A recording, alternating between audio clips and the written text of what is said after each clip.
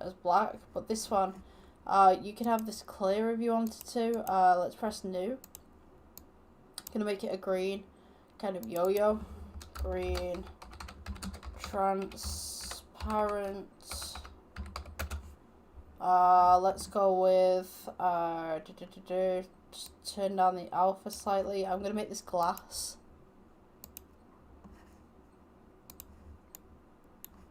Let's turn down the roughness so we can actually see that. Make it green. That'd be cool.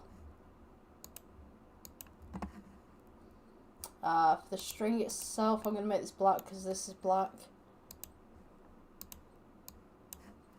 Okay, layout.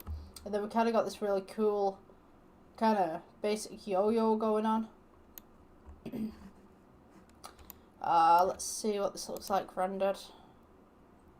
I'm just going to go in cycles.